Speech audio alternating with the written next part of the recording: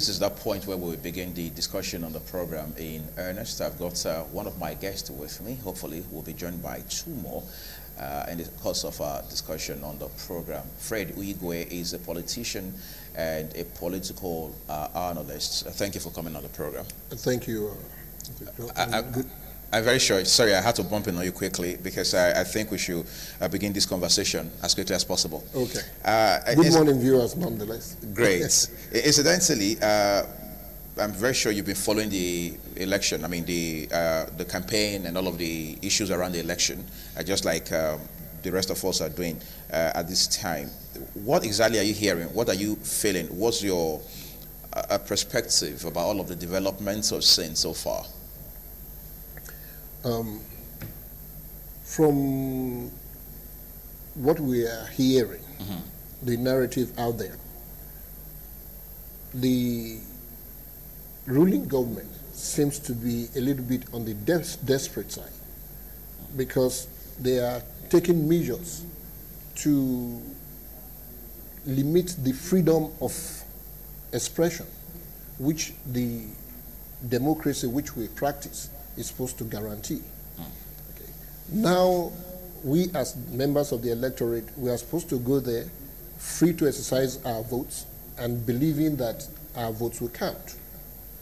But with the latest, the topical issue that we have right now, which is the suspension of the CJN, right.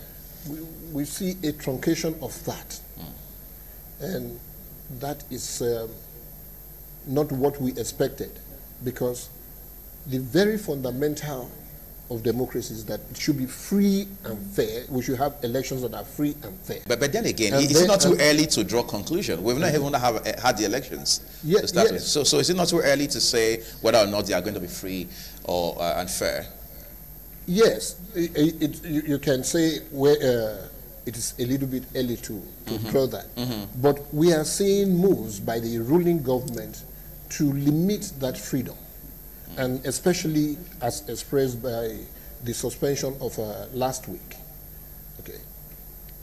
The three arms of government are supposed to be very separate, and each one has its powers that must be protected and shielded from the others, exercised by people who have been either elected or appointment to positions, like the judiciary. You cannot cross from one arm of the government to the other arm of the government to truncate the exercise of their functions. Right. Okay. That kind of limitation impedes on the freedom of the common citizen, because the judiciary needs to be very independent. Okay.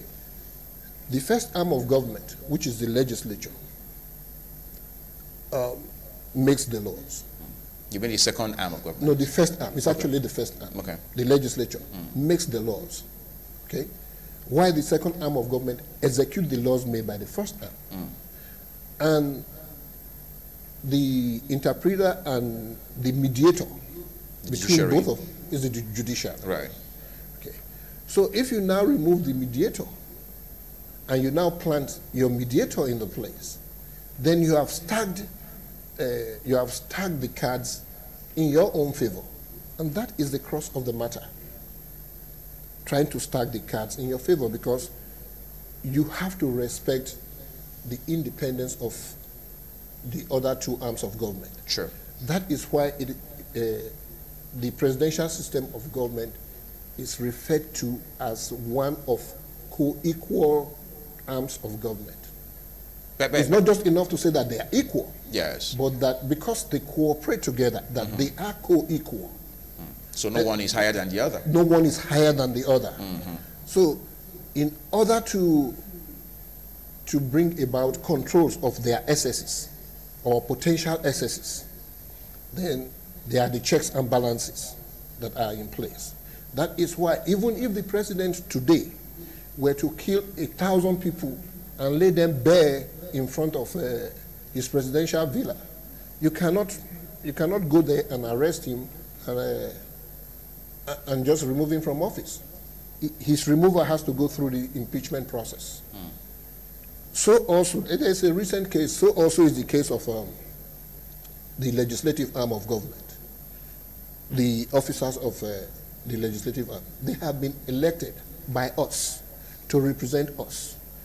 And we don't want that empowerment truncated. Okay. Because of that, for any member of the legislature to be removed from office, he has to submit to election during the election cycle. There is a recent case in the UK. I was just reading that in the Punch newspapers of 2 days ago, of a member of parliament who committed a crime, traffic violation, and lied before the court, before the High Court. The High Court sentenced her to jail for 3 months to serve 1.5 months. Right. Okay? But the judge also stated that he had no power, he had no authority to stop her from continuing her work as a member of parliament, even though she was going to serve that term. So after serving the term, she will continue her office. Her party, the Labour Party, expelled her from their party. But even the Labour Party that has expelled her has no authority to remove her from office. But then again, you're talking about an incident that has happened in an environment where people say things work, systems work. Yes. But conversely, we're back home here where institutions are obviously weakened by the day. How do we begin to address that? Because we can't have this kind of scenario you just cited in such an environment where institutions are not powerful enough to drive the process. That is why it is very imperative that we have competent people in place, people who understand their functions and their limitations. Not only their functions, but they must understand their limitations. Right. Like now you are subjecting the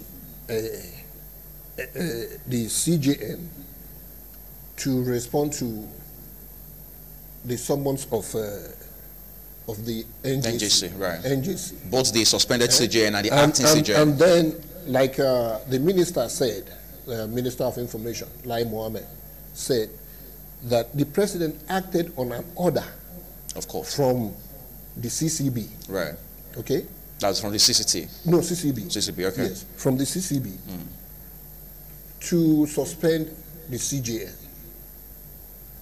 The president cannot act on an order of an inferior department to carry out an order that he does not have power to do, because he doesn't have power.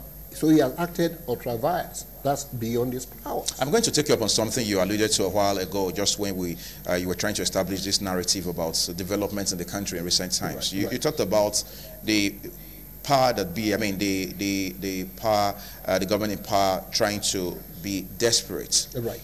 To stay in power. Right. I mean, in this country, time and again, we've seen how that real time, I mean, you find politicians being desperate to either remain in power or to get into power across parties. It's almost like an election cycle phenomenon. Yes. What exactly are the factors responsible for such an unpleasant development? The underlying factor, it's the monetary gain. Okay. Okay. It is huge.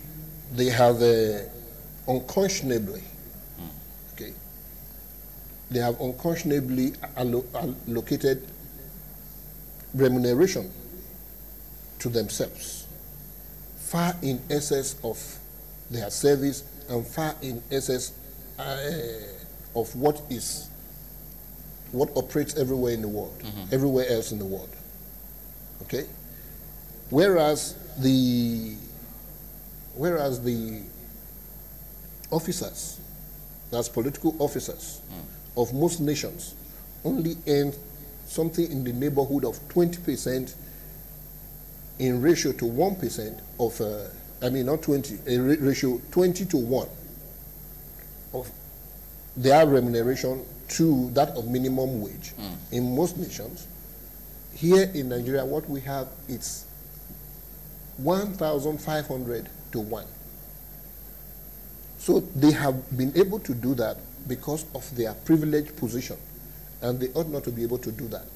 In the United States, for example, to be able to increase your salaries,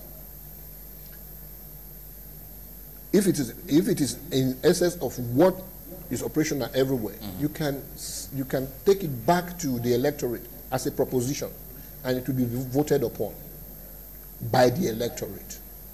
And there's a ceiling to which you can increase your salaries.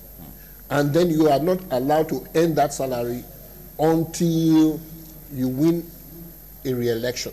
So it is always deferred for those who are to come in, and not for those who are serving at the time.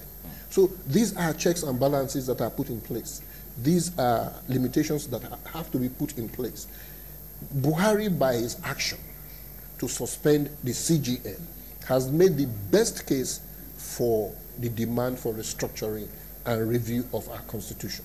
Okay, before we talk about that any further, let me push you further on this issue of campaign rhetorics. I mean, I'm very sure you've been following the campaign across parties. That's correct. Are you impressed with the issues that are being canvassed? Of course I'm not. I'm not, because the critical issues, mostly those bordering on security and economics, right? Okay, and of course political. Okay. Those are the ones we need to look at. The political space right now is charged up because of the perceived aberrations of the actions of the ruling government. Okay, economically, we are looking at a sluggish economy. We haven't really moved. I was browsing through growth pattern or trend over the past few years, recently just before I came in. And you would have, if you do the same, you will find out that the APC government suffered a decline of 13.98% in our GDP in 2016, and then enjoyed a 0.55 increase followed by a 1.4% increase, okay, leaving us with a deficit of 11.93%. So that is significant. The deficit is huge. That should be the issue we should be talking about. We should be talking about the indices. What about the corruption report, the recent Transparency International, yes, corruption report? We are still at the same position. But we've moved 4 countries up now. We moved 4 countries up, like another analyst rightly said, because those 4 countries did worse. Those 4 countries did worse. So instead of looking at the position or the ranking, we should look at the index. The points. We should look at the index. Right. So we still have 27 points. But if we're talking about campaign depth, for example, and how critical the issues being canvassed are, it's not just about the APC. Other parties are campaigning, for example. Yes. So what are the issues we're looking at? Because just this morning in the papers, somebody is saying that at this point in time, Nigerians, especially the voting public, are in between the scorecard of the APC and the promises of the PDP, for example. I mean, we can't take these 2 parties away from the conversation, because evidently they are the 2 major players in the space. I want to even extend that. Okay? Yes. Not to just the promises of the PDP, but to their performance prior to losing power to APC. You mean the last 16 years before the APC came into power? Exactly. Okay. During those years, the national GDP grew at a higher percentage than during the APC. The circumstances were probably more favorable then, economically speaking, too, because oil price in the international market was doing better as well, and Nigeria was saving better too. That was a factor that you cannot remove from the equation. Right. Okay. But what is happening now is that we have not been able to create that kind of an environment to attract investments, to attract foreign direct investments, which we need greatly. We have not been able to invest in critical sectors, okay? And we have not been able to put policies in place. I was talking to a banker yesterday, and she gave me one of their programs, and it amounted to some 63% interest rate on loans. At 63% interest rate on loans, you are working for the bank. You are not working for yourself or for anybody. You compare that to China. China is giving 1% interest rate to their citizens for investment. It's from the neighborhood of 20 to like I've just said, 63%.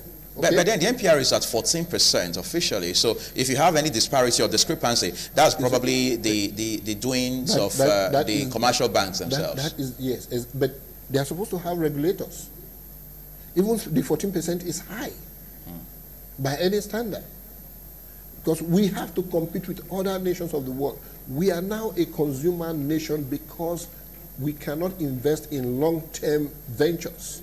We cannot invest in production ventures, except on consumer ventures, consumption ventures. So that is a problem, that we have a high cost of funds policy in place, which needs to be regulated. In the United States, for example, the economy of which I'm familiar with and policies of which I'm familiar with, is clear usury to have interest rate at such levels. It's like loan sharking basically, and these are by financial institutions. If we need to drive our economy, if we have to drive our economy, actually, we need to be able to compete on the advantage we can have, and that advantage is in the location of the market. We are the market. China is the producer of the goods we are buying. So if our interest rate here is low, or is competitive or comparative to that of China, then the cost of transporting the goods to this place will be our advantage, and we'll be able to compete with them. But where we erode such an advantage, then we are at their mercy. Let's look at and that's where we are. Let's look at the last few weeks, or just say the last few months before election in 2015, vis-a-vis what we are seeing between, say, November and now, because from today it's just 16 days to the first round of elections, for example. Okay. What do you think are the marked differences you've observed so far, if you were to compare both cycles, 2015, 2019, so far? Oh, the marked differences in the... Yes, in terms of the developments we're seeing towards the election proper. I've seen, I will tell you, without sounding like a broken record, more desperation on the part of the ruling party. We saw some of that with PDP when they were also there. In 2015, right? 2015, we saw some of that. But we are seeing more of it now. Some of the mistakes that PDP made, we expected that APC would have been able to correct early on in the administration. But this last move, the move last week to pretend to correct an anomaly in the system, it smacks of desperation. Okay. Outside of that, we do not seem to have the assurances of INEC like we did in 2015. Were we better assured in 2015? We were better assured in 2015 of a free and fair election. But here, the PDP and everybody else accused INEC of elevating a relative of the president to the returning body of elections for INEC. And INEC refused to ask her to step down or to step aside or recuse herself. Once that accusation is there, it already taints the process. You know, she might have denied it, that she doesn't have any relationship with the president, but until that is determined, because this issue didn't just come up. It came up when she was first appointed some 3 years ago. Okay? And then everybody kept quiet about it. And then when he was first appointed as an INEC commissioner, the ruling body of INEC, okay? And then again, she was promoted to head to be the chairman of the elections returning body. You can do that. I mean, that casts a shadow on the credibility of the election. Are we not just switching tables? Yes. Instead of leaving the table altogether, because when you switch tables, you are still at the table ultimately. I'm saying that to say that in 2015, for example, I mean, the build up to the general election back then, we also had accusations from the APC then saying that the former president, Dr. Goodluck Jonathan, had flown on the same plane as the then INEC chairman, Professor Atahiru Jega. That was an issue. So there were also, I mean, you also had this series of accusations coming from the opposition, which the APC was playing there. But now we switched tables, as I said a while back. So is the PDP accusing now? This is just a circle when it comes to elections in this year, isn't it? Unfortunately, the players are the same. Imagine having a match on the field. Right. Then halfway into the match, you tweak. You want to, instead of bringing in a new team to play, if you were in a true competition, you just juggle the players that are already there, right, and say continue playing. So the only thing that has changed will be the wings. It will be the wings. It's the same people who are playing. So their mentality remains the same. Their mindset remains the same. Their understanding remains the same. Their operational patterns remain the same. So it is not surprising that what you are seeing with PDP or APC is what you're seeing with the other party. Okay? It's not just the normal type of politics or the politics we all dreamed of when we all cried for democracy. Okay? Because we have allowed our leaders to get away with too much infractions, too much abuses of the system. Whose fault is that? I think everybody has to share in that blame. The masses, the media very especially, because the media represents a neutral sector that is supposed to be able to challenge, with all due respect to the media and with all due respect and appreciation for what you guys do. But you need to do more. And we know that the constraint is in finances. Because if, for example, our media operatives are robustly paid, then they will not have the fear to confront these politicians. But when they have to scrounge like everyone and like everybody else, you know, they have to think of their job security. Why the media abroad in the advanced nations are vibrant is because the operators, the journalists are all well paid. They are independent. They get a whole lot of, they are aggressive in their service to the private sector. And so they have a lot of money with which to guarantee their independence. Here we cannot quite say the same yet, but we are believing that we will get there. But in the interim, the younger generation should be gearing up and should be, you know, tightening their belts, working hard to make sure that those who have ruined the system are pushed aside. Like Albert Einstein said, you cannot with the same mindset fix a problem with which you created it. Okay?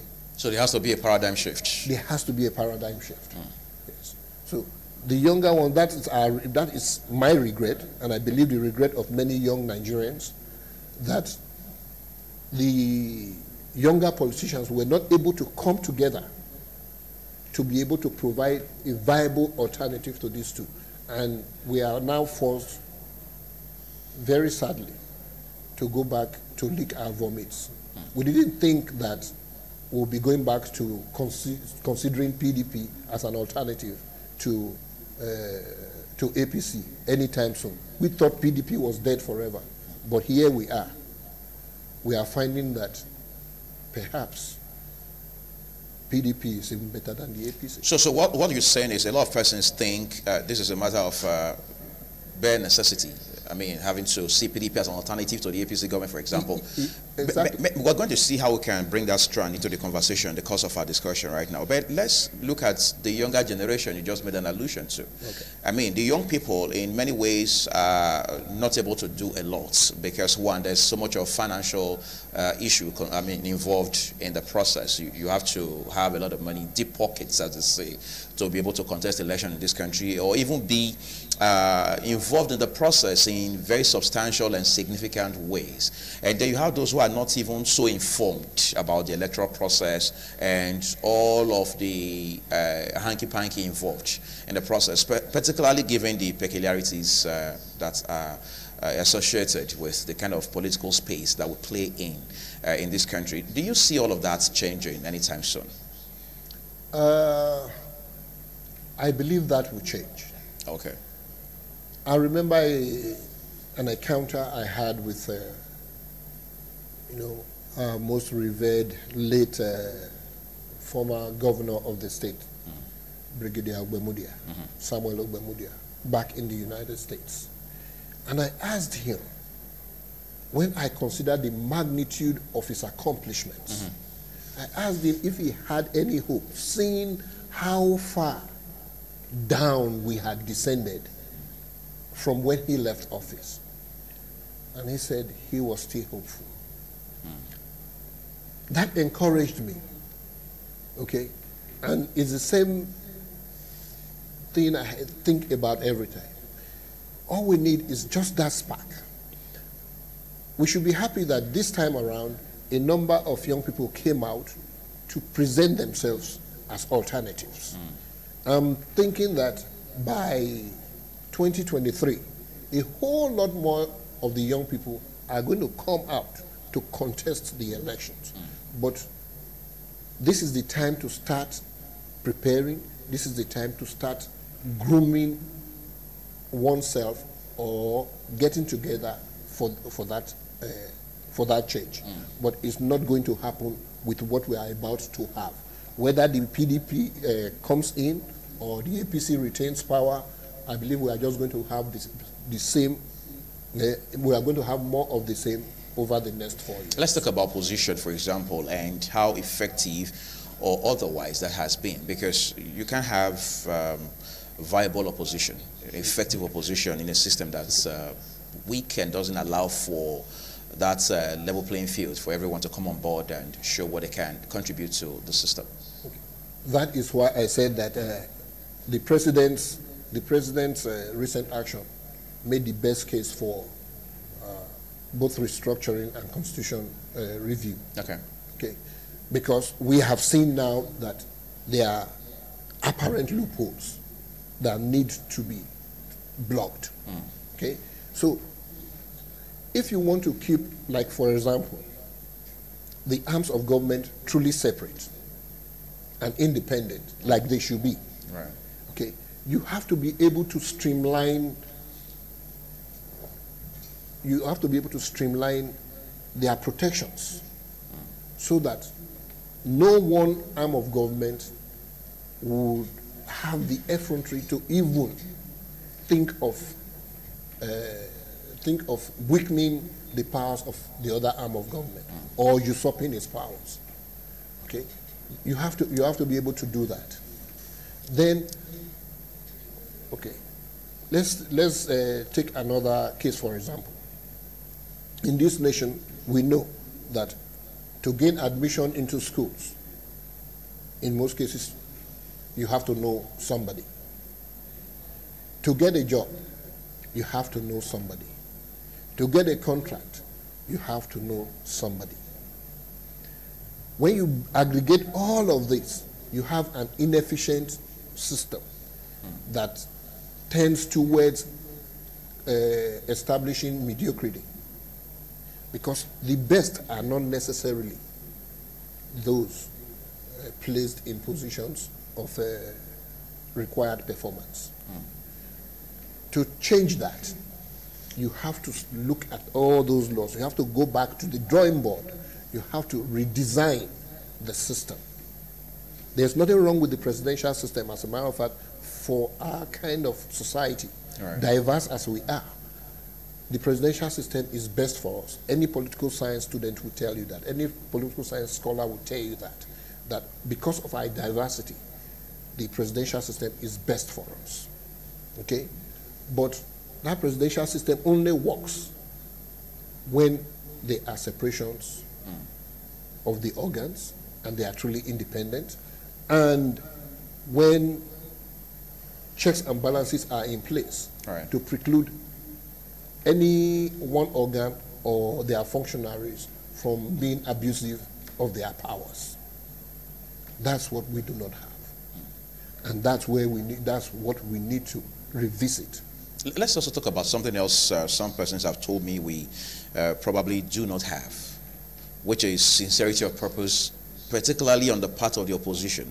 In recent times, we've seen over 50 opposition parties coming together to form what we are made to believe is a single common front. Most times you see people who are third column and so on, or fifth column and so on and so forth, and you find people who sell out even within the opposition, and so on and so forth. And then you're asking, how effective can such an opposition be? Because it's supposed to be national interest over anything else. It's supposed to be in the best interest of the people. That's why you have opposition, to be able to check the power to be able to check the government that's in power at that point in time. In our case, it will appear what a former governor had called stomach infrastructure always would play out. Isn't that the case? Okay. That terminology, stomach infrastructure, was alluding to the necessity and the poverty of the society. Right. Okay. And what you said about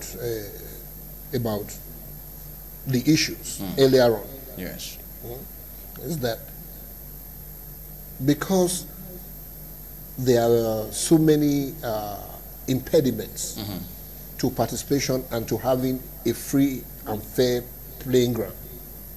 Okay.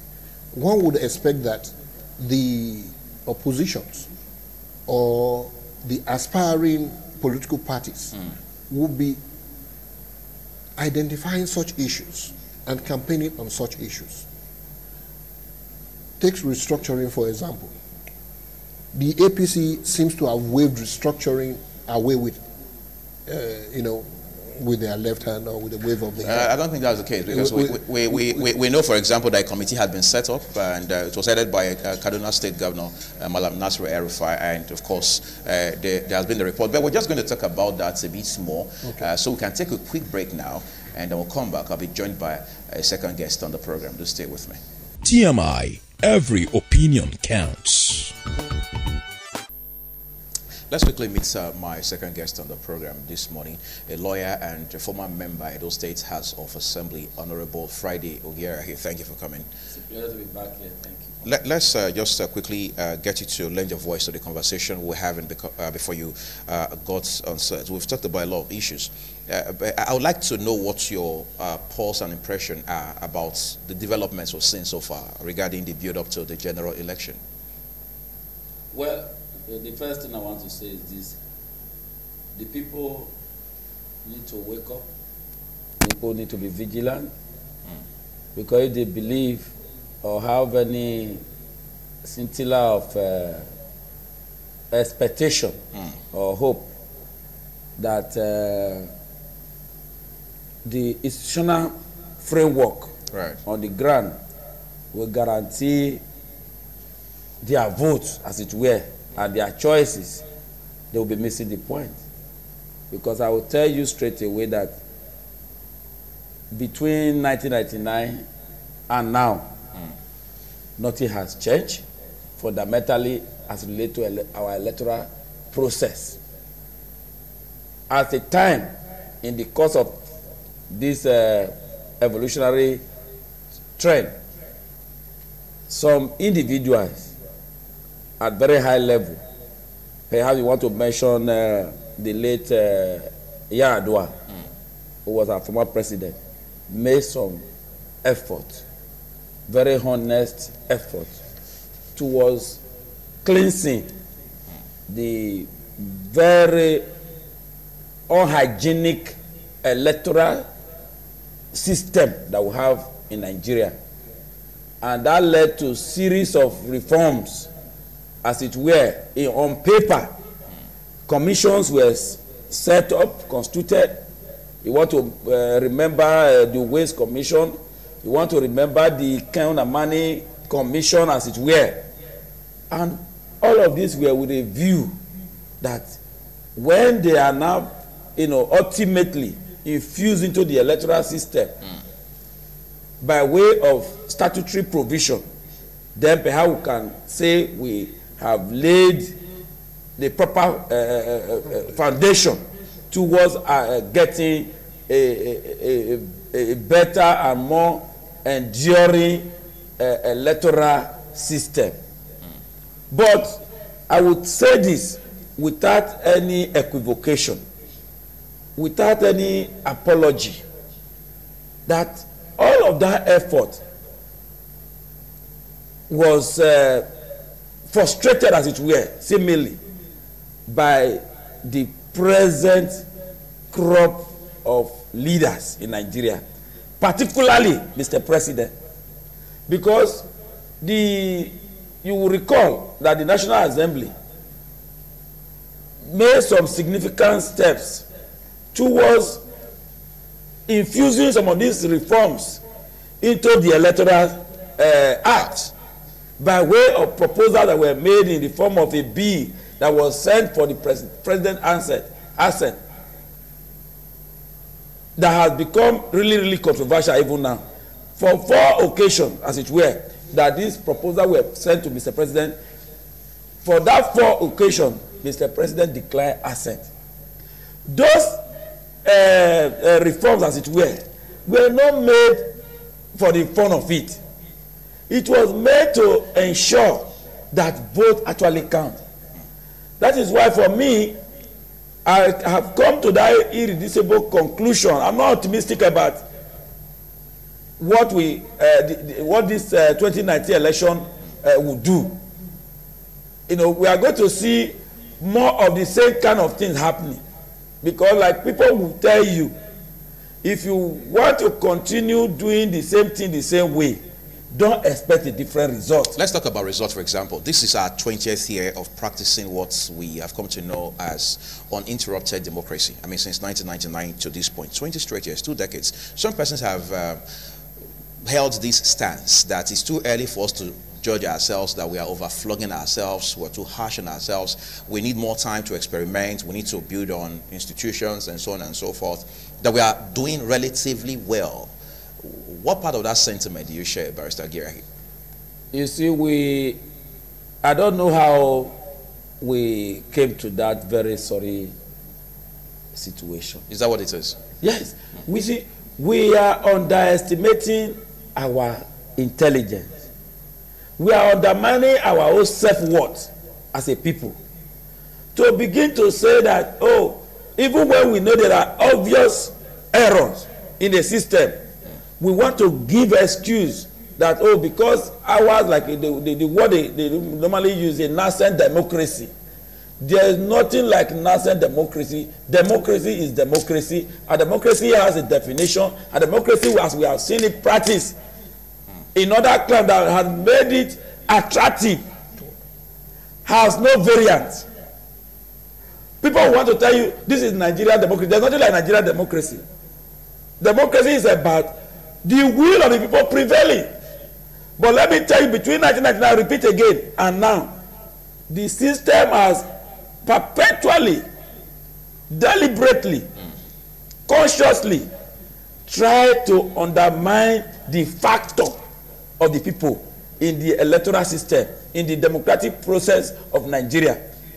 That's why, for me, I say it, that what we have today is not really a democracy. You may want to call it a civil rule, a civil government, but it is not yet a democracy. One man some time ago, an African statesman wrote a book, said, "Not yet Uhuru." Why did he write that book? At that time, that country had attained independence politically. But freedom, that is a content, a part of the content of independence, had not been actually given vent to. So that's why he wrote the book, said, "Not yet Uhuru." In Nigeria today, not yet a democracy. What we have, like I continue to maintain, is civil rule.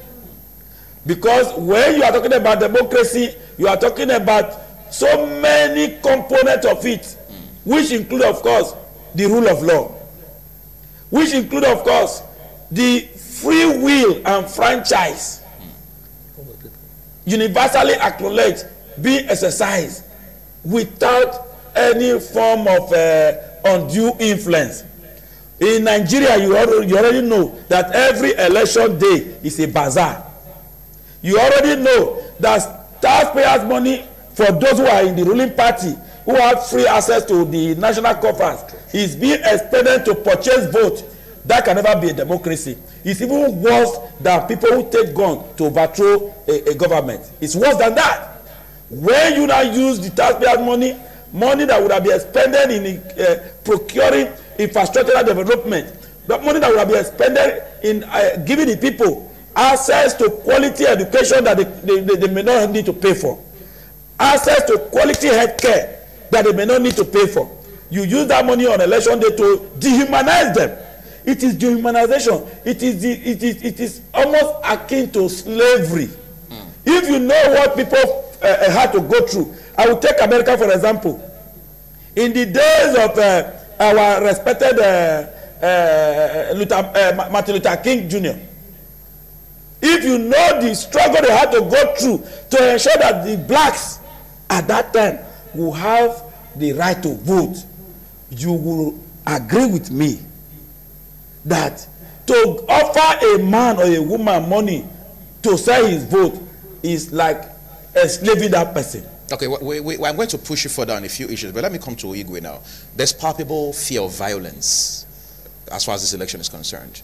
People are saying, because of the kind of narratives we're hearing, the rhetorics that are prevalent and permeating the entire political space, things don't look like they're settled, and that's going to be the same way through the elections altogether. And then just this week, 2 days ago in particular, the NSA was talking about the possibility of politicians and terrorists making efforts to destabilize the polity one way or another. Is that a political statement, or is this something that should keep us all awake at night? Of course it should keep us all awake at night. You see, during elections like this in Nigeria, typically we experience a lot of violence. Okay, and that was beginning to ebb. But I want to applaud those who have been campaigning, especially targeting the youths, right, that they should not make themselves available to be used as pawns by these politicians.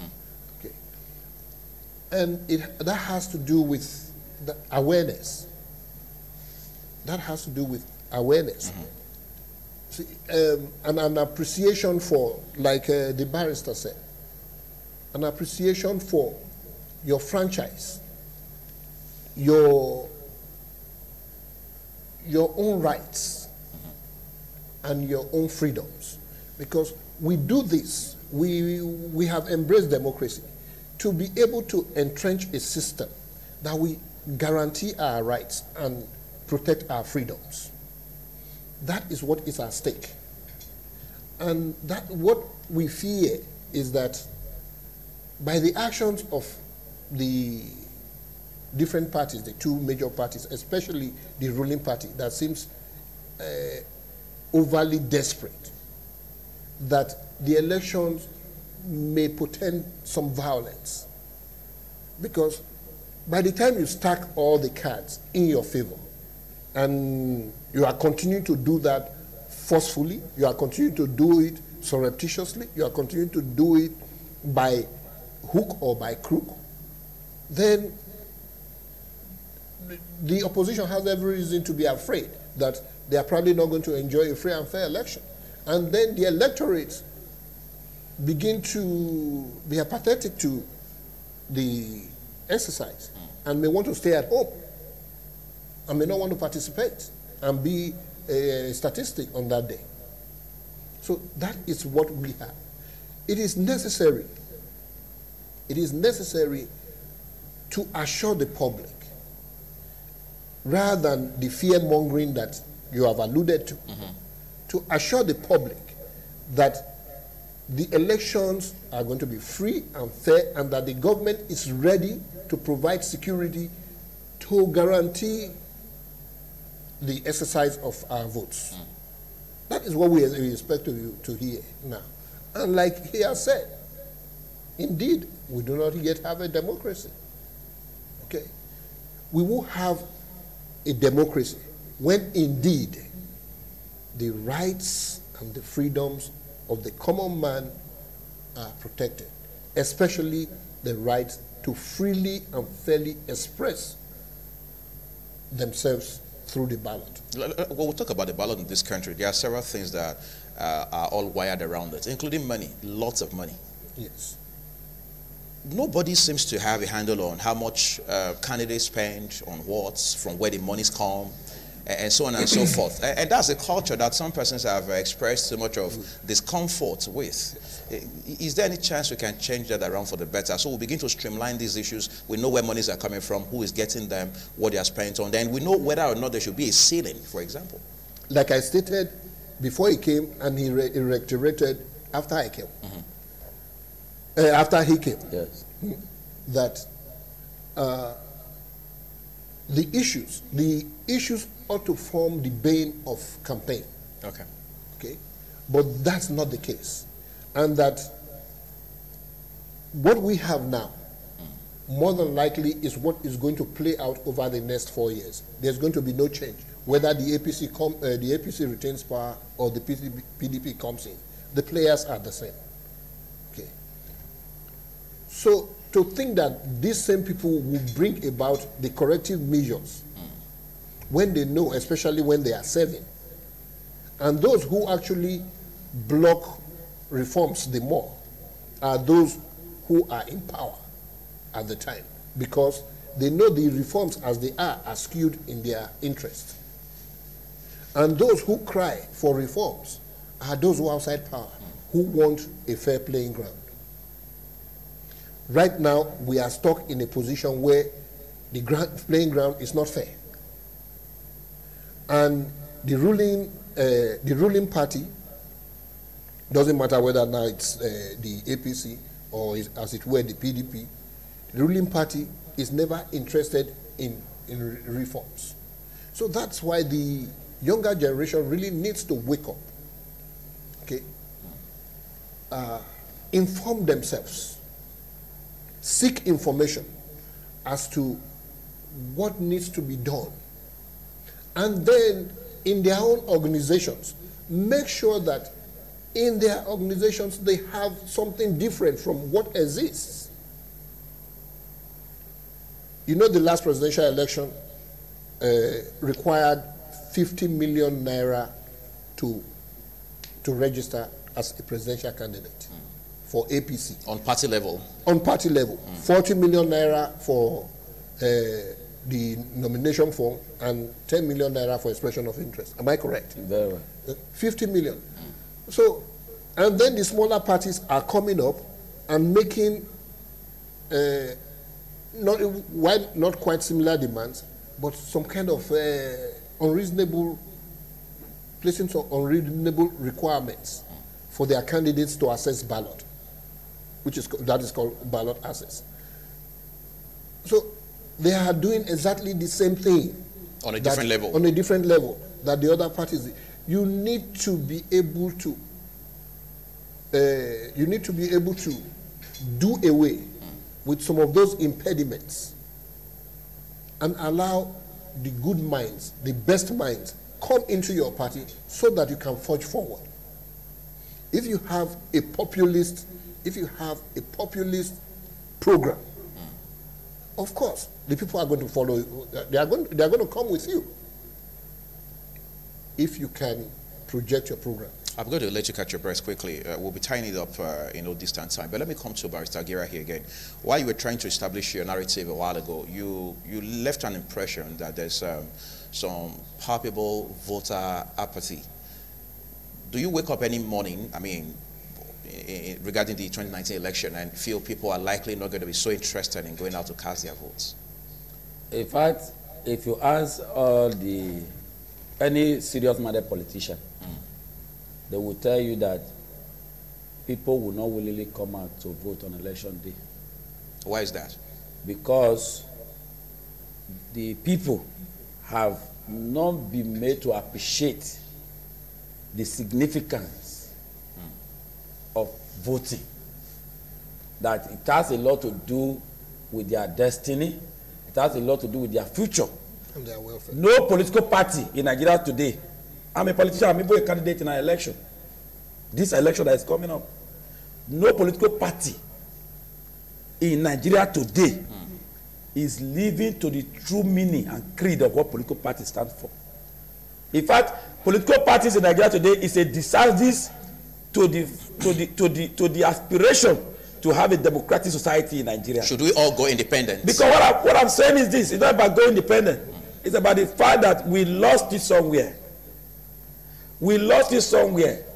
People believe that to be a political party, whether official or what you want to call it, those who are run the party, is a means, as it were, to also getting a chunk, so to speak, of the national cake, by whatever way you want to look at it. Now, but I tell you that those who run political parties elsewhere, where democracy is succeeding, they spend sleepless nights on how best they can get to the people using their message, using the correct strategy. But the Nigerian political party, as it were, will wait, gather up money, as it were, because you mentioned money the other time when my brother was talking, and how to use it, maybe a night, 2 weeks, a month to election, to attract people to come out. So people, only an insignificant few, maybe less than 10% of voters will come out on their own volition on election day to vote without promptings or inducement. And that is what we need to deal with. And going further than that, let me tell you this: 2019, the election is already an election that is programmed to repeat a historical error. A historical error. In 2015, it would have happened, but for the character trait of the man that was at the hands of affair. At this time. At that time, in 2015, Nigeria would have run into the serious problem that happened in 1983. But because we had a man whose psychological framework, was such that he was not what you would call in the Nigerian political parlance a do or die politician. If he were to be one, what we are anticipating in 2019 would have since happened or long happened in 2015. Let me tell you, you mentioned the security reading that this election is being threatened by whether terrorists politicians or politicians. These are preparation to arrive at a already concluded answer by the power that be. I say this because if you look at what has happened, what brought Buhari in 2019, if you look at it properly, that in 2015, the coalition, the amalgam of forces that came together to bring in Buhari in 2015. If you look at what has happened so far, you know that amalgam, that coalition no longer exists in recent. As we speak, There are states in Nigeria today where the APC have been legally denied the right to field candidate. That's by INEC. By INEC. You are having state today where they used to have very strong allies. I want to mention Imo. I want to mention Ogun. I want to mention Zamfara. And so on and so forth. Where, of course, they would have counted on to produce a popularly elected president. All of that no longer exists. But you still see a party that is boisterous, that is giving the impression that all is well. All is well, not because they count on the popular support of the Nigerian people or the electorate. All is well because they are working on a strategy to bring a result other than the will of the people. I said it with all sense of responsibility. Now, you saw the hue and cry that the primaries of the ruling party generated. And you also find, you know, if you are a student of psychology, you were able to read the fact that there was a non-plus attitude by those that ought to care about holding their party together, but they didn't do that. Because like I said, as a student of history, in 1983, everything was put on ground to ensure that the EQ bent was returned. That is the late President Shehu Shagari. And that is what we are seeing now. Now, like I said before, that would have happened in 2015. But for the fact that one man said, no, being a president of Nigeria does not deserve the blood of any citizen. I'm glad you mentioned history, and you brought brilliantly, as you say, a historical perspective into the conversation. In 2015, I guess you remember, right there in London at the Chatham House, the former NSA, Sambo Dasuki, was the one who first muted the idea of shifting the elections, and ultimately the elections were shifted by 6 weeks. Yes. And the premise was security concerns, particularly in the northeastern part of the country. So there's a historical pattern, that's what it means. Yes. Yes. And that's usually in the interest of the governments that be, I mean, the government in power at the time. That's the point we're making. Exactly, that is the point. But is that healthy? Is that healthy? That's what I'm getting to. It is not, because I'm telling you that there's a preparation of the ground to undermine the will of the Nigerian people. We can only take that as a speculation for no, now. It's not speculatory. But gentlemen, this is founded on hard historical facts. Incidentally, this is where we are going to have to leave this conversation. You know, that's what happens. We have political analysts, politicians, and then in between you have a lawyer who understands these issues. So they want to bring in all of the elements that are critical to the discussion. I want to thank especially Fredo Igwe, politician, for coming. Thank you so much. Next to him is Barrister Friday Ogirahi, former member at Old State House of Assembly. We also thank you for coming. It's a pleasure. Thank you so very much, gentlemen.